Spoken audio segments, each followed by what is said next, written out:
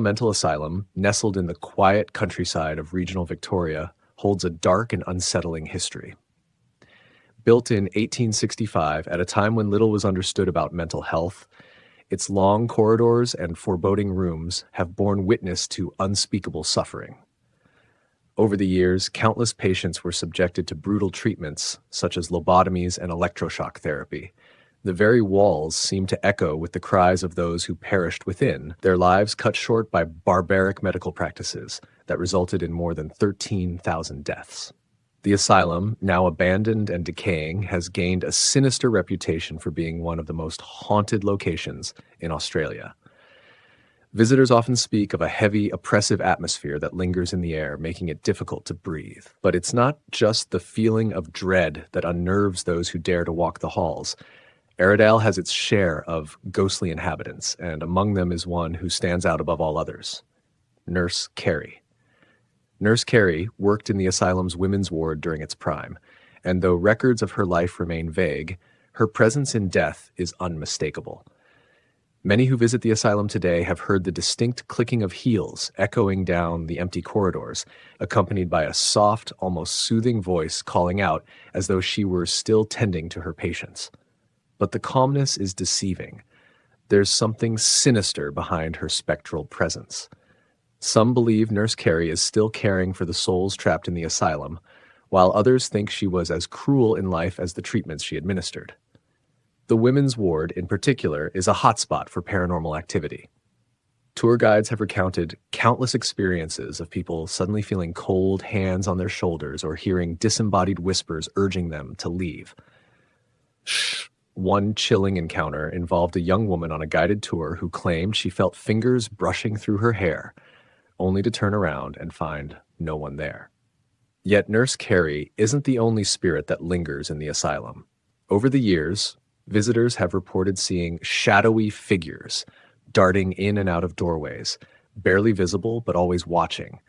Some speak of an overwhelming feeling of being followed, the sense that someone or something is just out of sight, waiting for the right moment to make its presence known. These shadow people, faceless and silent, move through the halls as if they're trapped in time, reliving the trauma of their tragic pasts. Perhaps the most terrifying experiences come from those who dare to wander too far from the safety of the tour groups. There have been several reports of people being physically attacked by unseen forces, scratches appearing on their arms or necks, sharp pains that feel like bites, and even the sensation of being shoved by invisible hands. One man who ventured into the abandoned operating theater, where lobotomies were once performed, claimed he was violently pushed against a wall, leaving him gasping for air and too terrified to return. Then there are the long-forgotten rooms hidden deep within the asylum, rooms that once held patients deemed too dangerous or disturbed to mix with the general population. Some say that the spirits in these areas are the most aggressive, angry at the cruelty they suffered and desperate for release. Unexplained bangs, doors slamming shut on their own, and disembodied screams are common occurrences in these darker corners of the asylum. Despite its abandonment, Aradale's past refuses to stay buried, and the restless spirits of those who died there seem intent on reminding the living of the horrors that took place within its walls. As night falls over the asylum, the shadows grow longer, and the boundary between the living and the dead becomes frighteningly thin. Whether it's Nurse Kerry still walking the halls, shadow people lurking in the corners, or the tortured souls of former patients seeking revenge, Aradale Mental Asylum remains a place of untold terror where the past is never truly dead, and neither are its ghosts. Would you dare to visit? Adelaide Arcade, standing in the heart of bustling Adelaide, may appear to be just another elegant shopping destination with its Victorian charm and glossy storefronts, but beneath its polished surface lies a chilling past. Having opened its doors in the mid-1800s, Adelaide Arcade is one of Australia's oldest shopping arcades, and with such age comes a legacy steeped in both history and tragedy. It is a place where the whispers of the past seem to merge with the present, and its shadowed corridors are said to be home to more than just shoppers. The most well-known ghost that haunts the arcade is Francis Cluney, the unfortunate caretaker whose death still shrouds the building in mystery. In 1887, Cluney's mangled body was discovered in the machinery that powered Adelaide Arcade's electric lighting. While the official report ruled his death an accident, with speculation that he had been caught in the moving parts while attempting a repair, rumors soon began to swirl. Some believed that Cluney's death was no accident at all, that he had been pushed, or worse, murdered in cold blood by someone seeking revenge or hiding a dark secret. The truth was never uncovered, but one thing is certain: Francis Cluney never left the arcade. Today, visitors and staff alike claim that Cluney's ghost still roams the arcade, particularly near the Manhattan dry cleaners, the very spot where he met his grisly end. Employees report strange happenings on a daily basis. Tools go missing only to reappear in odd places, lights flicker with no explanation, and a cold draft sweeps through the building even on the hottest days. At night, when the arcade is empty, some have reported the eerie sound of footsteps echoing down the long, empty halls, always coming from behind, but never from anyone they can see. Several security guards have encountered Cluney's ghost firsthand. One guard, patrolling late at night, recounted the chilling experience of seeing a man in old-fashioned clothing standing near the dry cleaners. The figure appeared solid, but when the guard called out, the man simply faded into the shadows. Others have heard the unmistakable creak of heavy boots pacing in the stairwells, only to find the area deserted when they went to investigate. The sightings have become so frequent that many believe Cluney's spirit is watching over the arcade, perhaps still fulfilling his duties as caretaker, trapped between life and death. But Cluney is not the only spirit said to haunt the arcade. Other, less recognizable apparitions have been spotted, particularly in the basement areas and the darker corners of the building. Shoppers and workers alike have reported catching glimpses of figures out of the corner of their eye, only for the figures to vanish when they turn to look. Some describe feeling a presence behind them, a cold hand brushing their shoulder, or an overwhelming sense of dread as they pass through certain parts of the arcade. One woman even claimed she saw a spectral figure standing at the top of the stairwell, its face twisted in a silent scream before it disappeared into thin air. There are also tales of poltergeist-like activity in some of the shops. Store owners have reported objects flying off shelves, doors slamming shut on their own, and displays being inexplicably knocked over.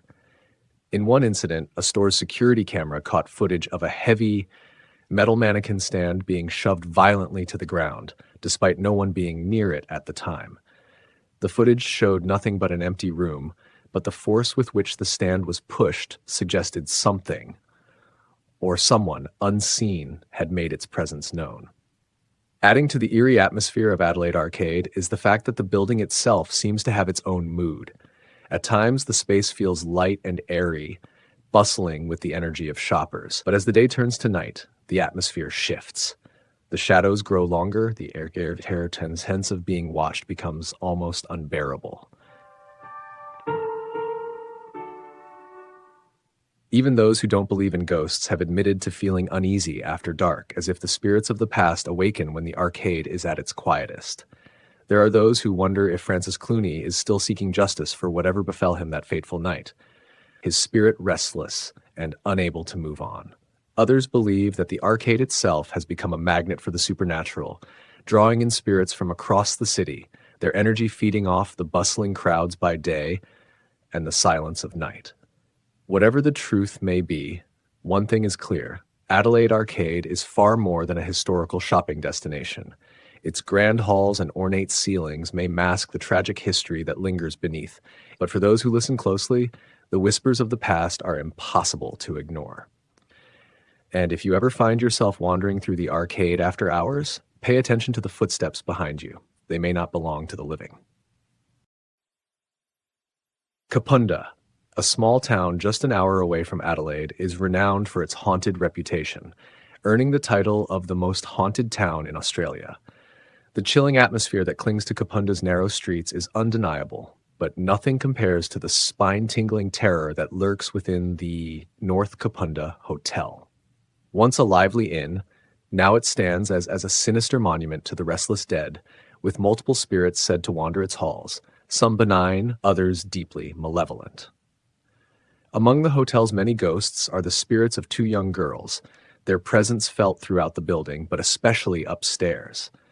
The older girl is said to linger in the upper rooms, trapped in a state of eternal fear, forever trying to escape the horrors of her past.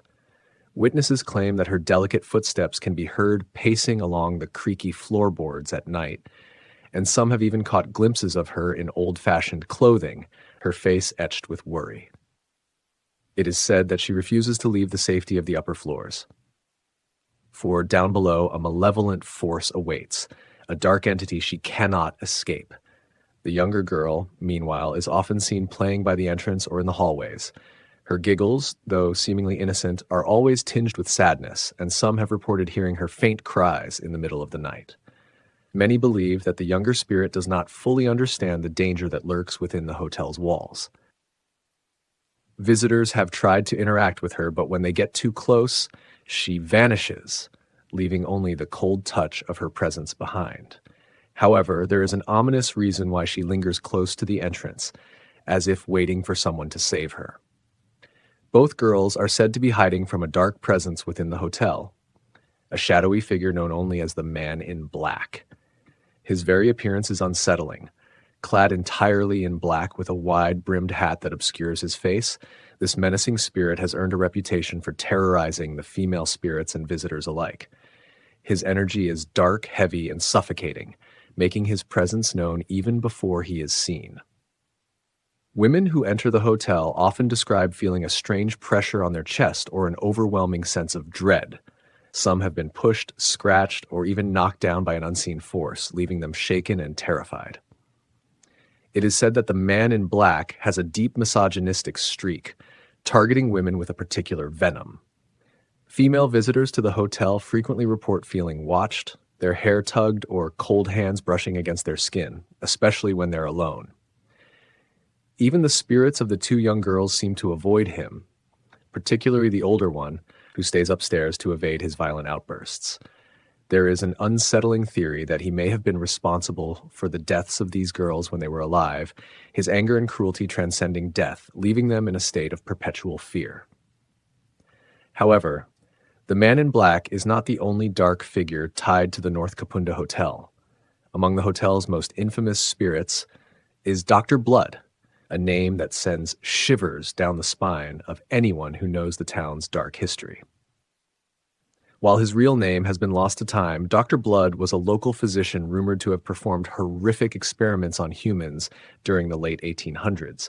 His methods were brutal, his morality non-existent, and it's said that he used the hotel's cellar as his personal laboratory, a place where screams would be muffled by the thick stone walls.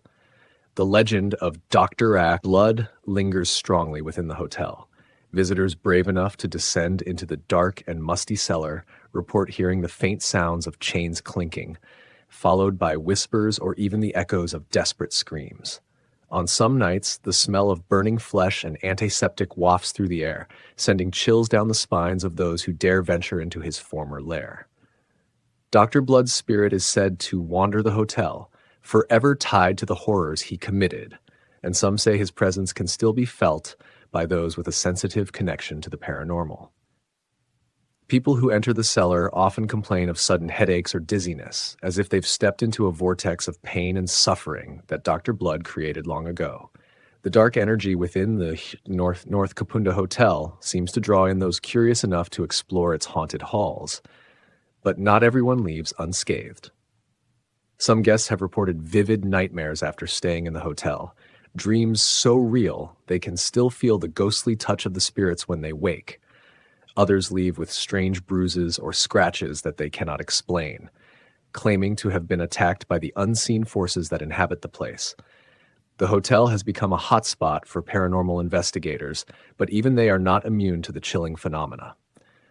Apparitions, shadow figures, and disembodied voices are a common occurrence, and many investigators have captured eerie photos and recordings that defy explanation.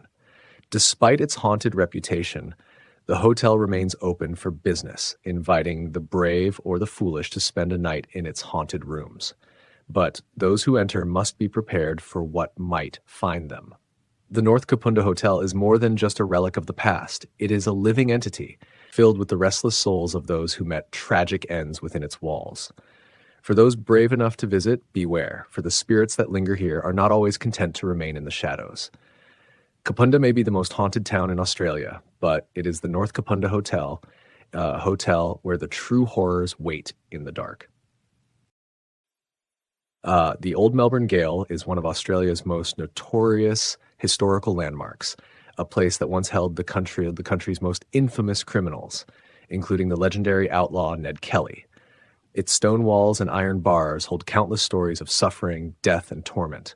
Some visitors come to see Kelly's death mask, a haunting reminder of the gallows, but many leave with more than just a brush with history. They leave with the unsettling feeling that something far more sinister still lingers within the Gaol. For over a century, the Old Melbourne Gaol has stood as a grim reminder of Australia's harsh past, where prisoners faced extreme punishment and met violent ends.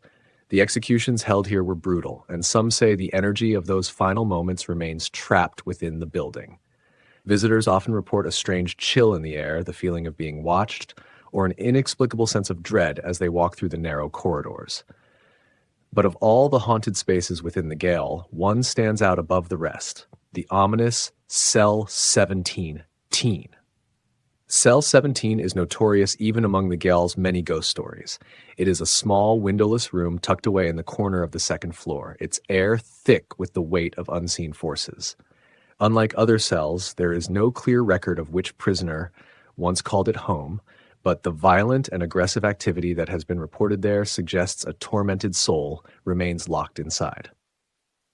Some say it's the spirit of an inmate who died under mysterious circumstances, while others believe something even darker resides within the cell, a malevolent entity that feeds off fear and pain. Those brave enough to step inside Cell 7 often describe an immediate change in atmosphere. The temperature plummets and the air becomes thick and suffocating, as if something unseen is pressing down on them. The sensation is overwhelming, leaving many feeling dizzy or lightheaded, as if the cell itself is trying to push them out. But for those who linger too long, the experience becomes far more disturbing. Visitors have reported leaving the cell with scratches, bruises, and bite marks inflicted by an invisible force.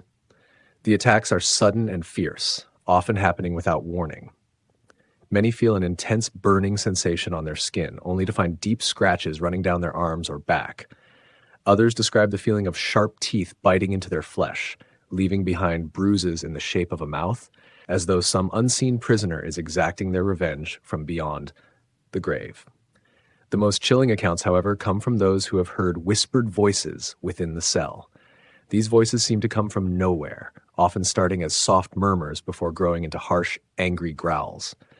Visitors have described hearing threats, curses, and chilling commands to leave or get out. The whispers seem to follow them, growing louder until they escape the room, their hearts pounding in terror. One particularly disturbing story involves a tour guide who worked at the Gaol for many years. During one of the night tours, the guide was leading a group through the building when they reached Cell 7. As the group stood outside, listening to the guide's tale of the cell's violent reputation, one woman in the group suddenly screamed and collapsed. When she was helped to her feet, the tour guide saw that the woman had 3 long scratches running down her neck, fresh and bleeding. The group immediately fled the cell, too terrified to continue, and the woman was taken to a nearby hospital. She later reported that just before the attack, she had felt a cold hand gripping the back of her neck, pulling her towards the cell. These violent occurrences have left many wondering what kind of spirit could be responsible for the attacks. Some speculate that it could be the ghost of an executed prisoner, angry and seeking revenge on anyone who enters their former domain. Others believe that the entity in Cell 17 was never human at all, but something darker, something that thrives on the fear and pain of the living. The Gaol's staff is well aware of the strange happenings in Cell 17, and many refuse to enter the room alone. Even during the day, the atmosphere in the cell is oppressive, as though the very walls are watching and waiting. Security cameras placed outside the cell have captured strange orbs of light, shadowy figures moving through the hall, and sudden fluctuations in temperature that defy explanation. Several guards have quit their jobs after experiencing unexplained events while on duty, unwilling to spend another night in the building. Despite the danger, paranormal investigators continue to flock to the Old Melbourne Gaol in hopes of capturing evidence of the entity that haunts Cell 17. Many leave with strange photos, recordings of eerie voices, and physical marks that serve as a reminder of their encounter. But no one has been able to determine exactly who or what remains trapped within the cell. For those who dare to visit the Old Melbourne Gaol, the experience can be as unsettling as it is fascinating. The history of the place is undeniable, but so too is the presence of something beyond the grave. Cell 17 serves as a stark reminder that some spirits never find peace, and that even in death, their thirst for violence remains. If you ever find yourself at the Gaol, take care when wandering its halls, and whatever you do, think twice before stepping into Cell 10. You may not leave it alone. The Princess Theatre, an iconic landmark in Melbourne, has long been known for its grand performances, opulent architecture, and an undeniable connection to the city's cultural history. But beneath the grandeur of its stage lies a darker, more eerie legacy, a haunting that has persisted for over a century. The ghost of an actor, Frederick Federer, continues to roam the halls, his presence felt by performers, staff, and visitors alike, turning this beloved theatre into one of the most haunted places in Australia. In the late 1800s, during a performance of the opera Faust, Federici, a talented actor and baritone, took to the stage for his final scene. Playing the role of Mephistopheles, he descended through a trapdoor to the underworld as part of the show's dramatic conclusion. To the audience, it seemed like a perfect exit, but tragedy struck in the shadows. As the curtain closed, Federici collapsed beneath the stage, suffering a fatal heart attack. He died instantly, just as his character descended into darkness. What followed has become a lasting legend in Melbourne's supernatural lore. Despite his sudden death, many believe that Federici's spirit never left the Princess Theatre. Some say he continues to perform, reliving his final moments in the building that was once his artistic home. Actors and stagehands have reported strange occurrences for decades. Whispers in empty hallways, cold gusts of air sweeping across the stage, and a ghostly figure in costume standing in the wings, watching each performance as if awaiting his next cue. Federici's ghost is most frequently seen on opening nights, particularly during major performances. Famous actors have spoken about their encounters with him, recounting stories of seeing a man dressed in old-fashioned theater attire, standing silently in the balcony or walking backstage. But as soon as anyone tries to approach, the figure vanishes, leaving behind only an unsettling chill. Some performers even consider his presence a good omen, believing that a visit from Federici ensures a successful show. However, not all encounters with the ghost have been comforting. Many staff members claim to have felt an icy hand on their shoulder, only to turn around and find no one there. The touch is unmistakable, cold and firm, as if someone is trying to get their attention. Others have reported hearing footsteps echoing through the empty corridors late at night, the sound growing louder and louder until it abruptly stops, leaving an eerie silence in its wake. One particularly chilling story involves a cleaner who was working late in the theater after everyone else had left. As she polished the floors of the grand staircase, she suddenly felt a hand grip her arm tightly. Startled, she looked up to see a shadowy figure standing at the top of the stairs, watching her intently. The figure didn't move or speak, but its presence was oppressive, filling the air with dread. The cleaner fled the building and refused to return, convinced that she had come face to face with the ghost of Federici. Another unsettling encounter took place during a rehearsal late one evening. The theater was nearly empty, save for a few crew members adjusting the lights. As they worked, they noticed a man sitting quietly in one of the back rows, dressed in an old-fashioned suit. Assuming he was an actor or a visitor, they paid little attention, but when one of the crew approached to ask him to leave, the man simply disappeared. The seat where he had been sitting was cold to the touch, as though someone or something had just been there. The ghostly presence of Federici is not confined to the stage and auditorium. Many visitors to the theater's upper levels have reported seeing fleeting shadows and hearing faint voices in areas that should be empty. The upper floors especially are notorious for strange occurrences, with some saying they feel as though they are being followed by an unseen presence as they walk through the narrow corridors. One of the most mysterious aspects of the hauntings at the Princess Theatre is that Federici's spirit is not malevolent. Despite the chilling experiences, there is a sense that the ghost is not trying to harm anyone. Rather, it seems as though he is still drawn to the theater, unable to leave the place where he spent his final moments. His attachment to the Princess Theatre is so strong that many believe he continues to watch over the productions, silently ensuring that the show goes on, just as he did in life. But not all spirits in the Princess Theatre are as benevolent as Federici. Over the years, there have been rumors of other entities lurking in the shadows, particularly in the basement, where Federici met his untimely end. The basement is said to be the most haunted part of the theater, with staff reporting feelings of dread, cold spots, and strange noises emanating from the darkness. Some believe that another, more malevolent spirit resides here, one that doesn't share Federici's fondness for the theater or its performers. There are whispers of an angry presence, a spirit that seeks to frighten and intimidate anyone who dares to enter its domain. Whether it is Federici or another entity that haunts the theater, one thing is certain: the Princess Theatre is more than just a historic performance venue. It is a place where the past and present collide, where the spirits of the dead still linger, watching, waiting, and perhaps even performing for an audience that can no longer see them. So, the next time you visit the Princess Theatre for a performance, keep an eye on the shadows and listen carefully for the faint sounds of footsteps echoing through the halls. You may just find that you're not alone in the audience. The Monte Cristo homestead in regional New South Wales stands as one of Australia's most haunted locations, its Victorian grandeur concealing a dark history of tragedy and torment. Built in 1885 by Christopher William Crawley, the homestead was once a symbol of wealth and prestige. But beneath its elegant facade, the house being the site of several gruesome deaths and sinister events, leaving behind a legacy of restless spirits that continue to haunt the grounds.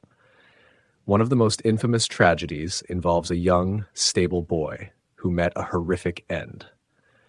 Trapped in a stable fire, he was unable to escape the flames that engulfed the building. His agonized screams echoed through the night, but by the time help arrived, it was too late. His charred remains were discovered in the ashes, and the cause of the fire remains a mystery to this day. Some say it was no accident, whispering rumors of foul play.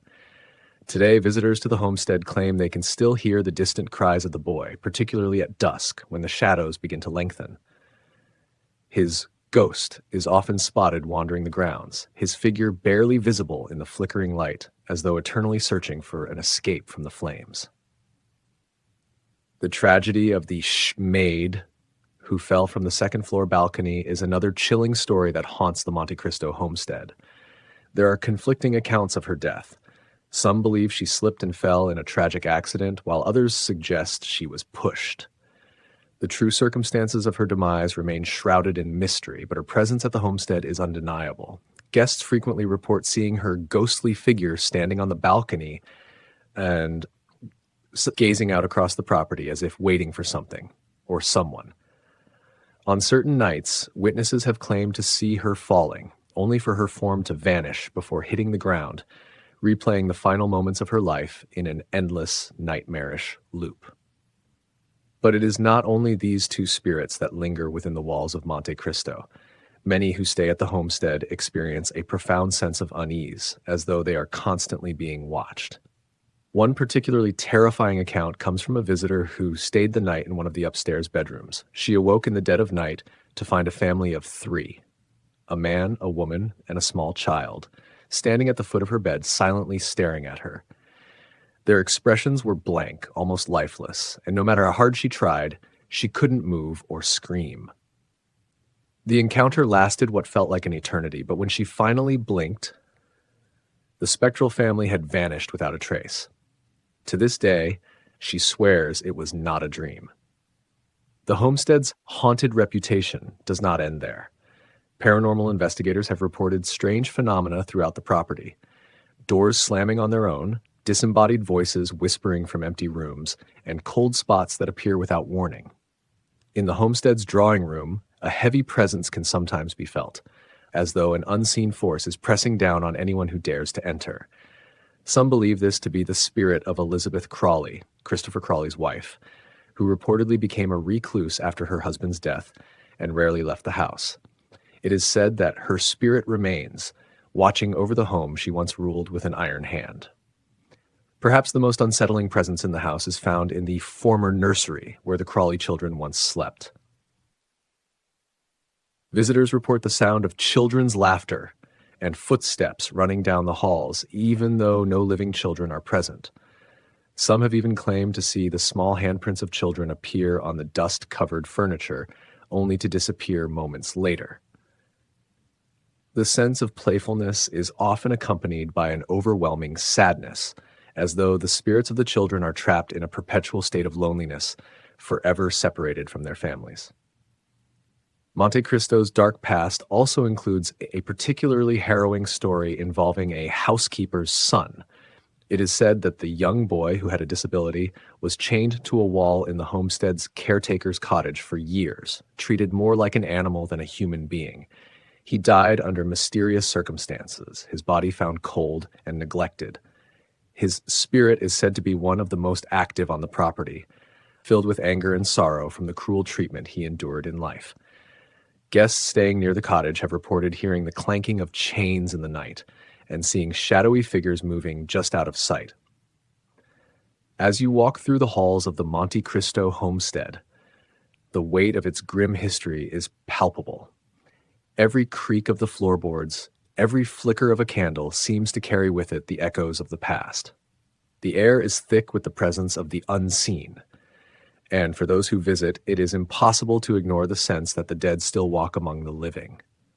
The homestead's many ghosts seem unwilling or unable to leave, bound forever to the place where their lives ended in tragedy. So, if you ever find yourself in regional New South Wales, be sure to visit the Monte Cristo homestead. If you dare, but warn, the spirits of this house do not always rest easy, and you may find yourself face to face with the lingering souls who call this haunted manor home. The Aradale Mental Asylum in Melbourne, a place long abandoned yet steeped in chilling history, has become infamous for its unnerving atmosphere and paranormal activity.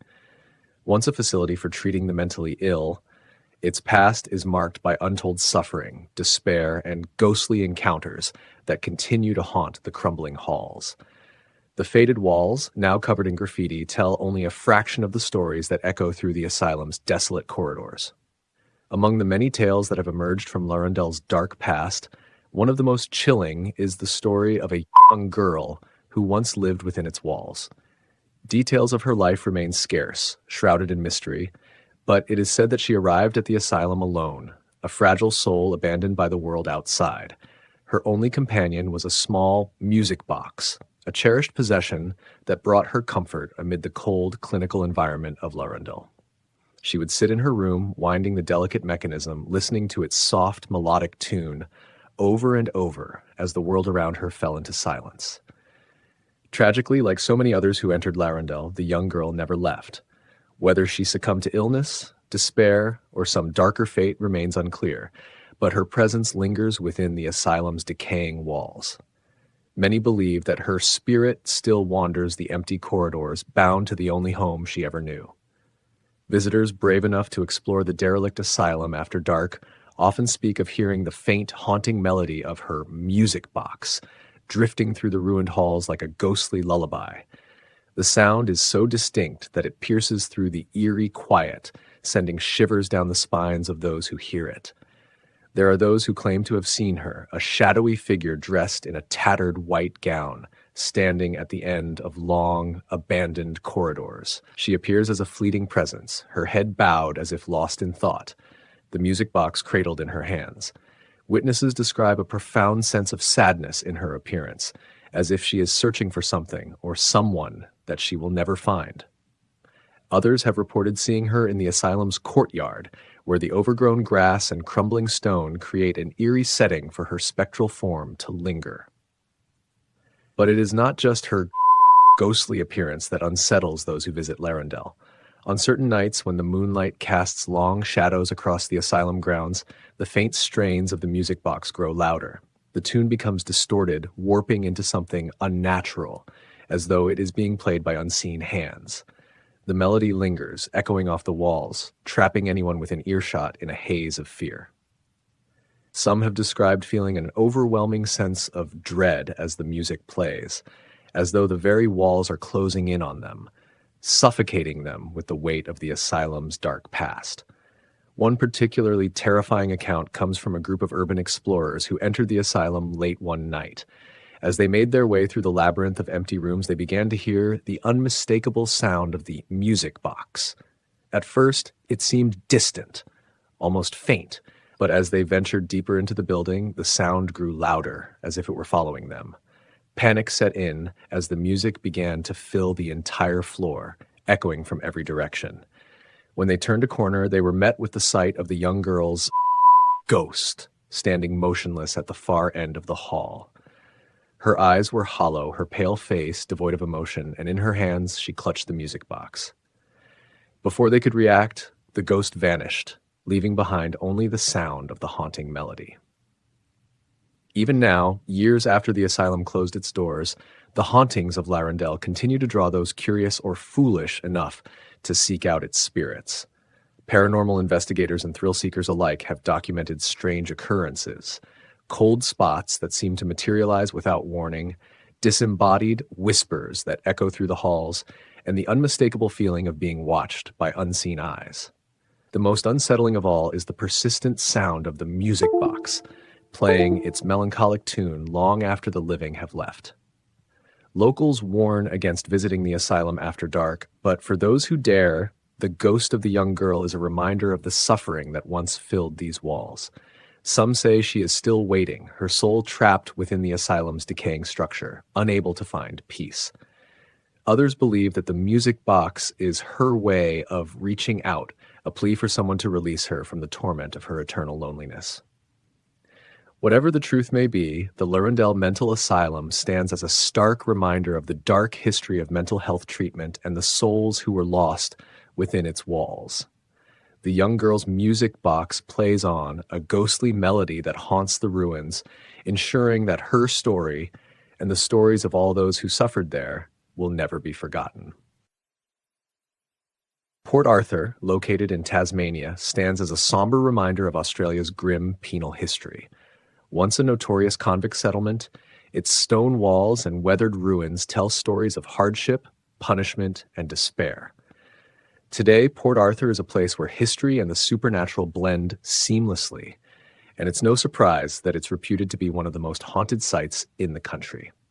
Among the many ghostly presences that roam this former penal colony, the most well-known is the Blue Lady, a tragic figure whose sorrowful tale has echoed through time.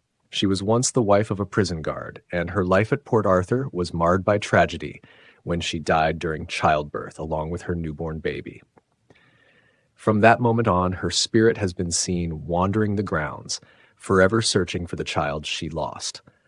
Visitors and staff at Port Arthur have reported countless sightings of the Blue Lady.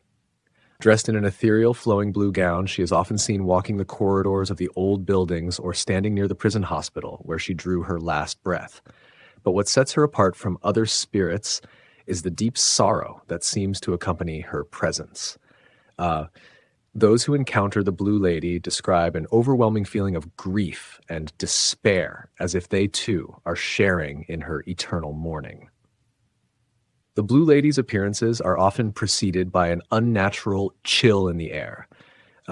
Many visitors have reported feeling an icy breeze sweep through the room, even on the warmest days, just before they catch a glimpse of her spectral form. Some have heard the faint sound of a woman's weeping echoing through the stone walls. It's said that her cries are not just those of grief, but of a mother's desperate plea to be reunited with her lost child. One of the most unnerving tales connected to the Blue Lady comes from a family who visited Port Arthur on a quiet, misty afternoon. While exploring the old commandant's house, they ventured into a room said to be one of the most haunted. As they stood admiring the view from a window, the youngest child, a girl of about 5, suddenly turned pale and clung to her mother, pointing toward the door. The mother turned to see what had frightened her daughter, only to be met with the sight of the Blue Lady standing in the doorway. Her face was veiled in shadow, but her outstretched arms and the anguished expression on her face were unmistakable. She seemed to be reaching out as if pleading for help. The family fled the room, but the memory of the encounter remained with them, a chilling reminder of the lingering sadness that haunts Port Arthur. Another eerie story comes from a group of paranormal investigators who spent the night at Port Arthur. Armed with cameras and recording devices, they set out to document the ghostly activity that had long been reported. While exploring the old prison cells, they heard the unmistakable sound of footsteps echoing through the empty halls, but no one was there. As they continued, a sudden gust of icy wind blew through the corridor, followed by the sound of soft, desperate cries. Their equipment picked up an unexplained voice, whispering the word baby over and over again. Moments later, one of the investigators saw the figure of the Blue Lady standing at the end of the corridor, her form flickering like a candle flame before disappearing into thin air. But the Blue Lady is not the only ghost said to haunt Port Arthur. Convict spirits still bound to the place of their suffering have been seen wandering the dark corners of the site. Cell doors slam shut on their own, dart between the ruins, and the sound of chains rattling can sometimes be heard in the dead of night. Some visitors have even felt an invisible hand grasp their shoulder, as if one of the long-dead convicts is still trying to make their presence known. The paranormal activity at Port Arthur is so frequent that ghost tours are now a regular attraction, allowing brave souls to explore the most haunted parts of the site under the cover of darkness. Tour guides recount chilling stories of past sightings, and many participants leave with their own personal tales of encounters with the unexplained. The Blue Lady, however, remains the most famous and tragic of Port Arthur's spirits. Her endless search for her lost child serves as a haunting reminder of the sorrow that permeates the walls of this historic site. As long as her soul remains tethered to the grounds of Port Arthur, the ghost of the Blue Lady will continue to wander, her heartbreaking cries echoing through the ruins, her grief felt by all who cross her path. Richmond Bridge, nestled in the quiet town of Richmond, Tasmania, is a historic marvel, a relic from Australia's early colonial days. Built in 1825, it stands as the oldest bridge in the country, its sturdy sandstone arches having withstood nearly 2 centuries of time. But beyond its historical significance, Richmond Bridge holds a darker, more sinister reputation. It is often referred to as Australia's most haunted bridge, and for good reason. Lurking beneath its weathered stone facade is the vengeful spirit of George Grover, a man whose restless soul continues to torment those who dare cross the bridge after dark. George Grover was once a brutal overseer tasked with supervising the convicts assigned to build and maintain the bridge. Known for his cruelty, Grover would often lash out at the men under his charge, delivering harsh punishment for even the smallest infractions. He ruled with an iron fist, showing no mercy as he used his position to abuse and terrorize the convicts who worked day and night beneath the scorching sun. But it was this ruthless cruelty that would ultimately lead to his untimely death. One fateful night, after a long day of overseeing repairs on the bridge, Grover was making his way home when a group of convicts seeking revenge for the years of torment they had endured ambushed him. They beat him mercilessly, their rage boiling over as they dragged him to the edge of the bridge. Under the cover of darkness, they pushed him off, leaving his lifeless body to lie in the shallow waters below. Though the details of his death were quickly hushed, the locals soon realized that Grover's spirit was far from at peace. To this day, those who cross Richmond Bridge often report encounters with Grover's angry ghost. His presence is felt most strongly at night, when the moon casts eerie shadows over the bridge's arches, and the air grows unnaturally cold. Many describe an overwhelming sense of dread as they walk across the bridge, as though they are being watched, stalked even.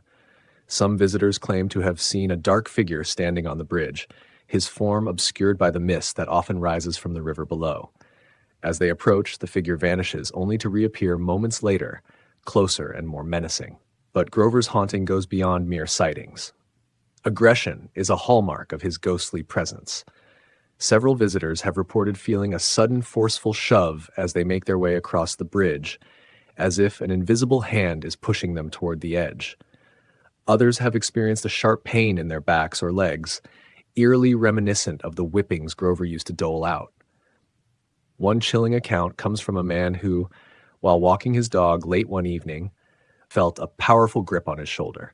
When he turned, there was no one there, but the bruises that formed on his skin told a different story. Locals believe that Grover's spirit is bound to the bridge by the violence of his death, his rage festering over the years as he seeks to exact revenge on anyone who crosses his path. His anger is not only directed at the living, it seems to extend to the very land around him. On particularly stormy nights, when the wind howls and the rain pours, it's said that Grover's screams can be heard echoing through the valley, a chilling reminder of his brutal end. One legend tells of a group of paranormal investigators who visited Richmond Bridge, determined to capture evidence of Grover's ghost. As they set up their equipment, the atmosphere grew heavy, and the air seemed to crackle with energy. Suddenly, one of the investigators felt an intense pressure around his throat, as though he were being strangled. Gasping for breath, he stumbled backward, only to find deep red marks circling his neck. The group fled, their equipment left behind, but the experience left them shaken and convinced that Grover's vengeful spirit still prowled the bridge. Another terrifying encounter occurred when a young couple, unaware of the bridge's haunted reputation, decided to stop for a late-night walk across it. As they reached the midpoint, the woman noticed a shadowy figure pacing back and forth at the far end. Thinking it was another late-night stroller, she called out, but the figure didn't respond. Instead, it seemed to rush toward them, moving faster than any human could. They barely had time to react before they felt a powerful gust of wind, and the figure disappeared, leaving them paralyzed with fear. While many brave souls still venture to Richmond Bridge, seeking a glimpse of the infamous George Grover, there are those who warn against tempting fate. His spirit, filled with rage and bitterness, continues to seek retribution for the wrongs he suffered in life. Whether you believe in ghosts or not, one thing is certain: Richmond Bridge is not just a relic of the past. It's a place where the line between the living and the dead grows thin, and where George Grover's wrathful presence still lingers, waiting for its next victim. Thanks for watching. Don't forget to subscribe to the channel, like, comment, and share the video. See you next time.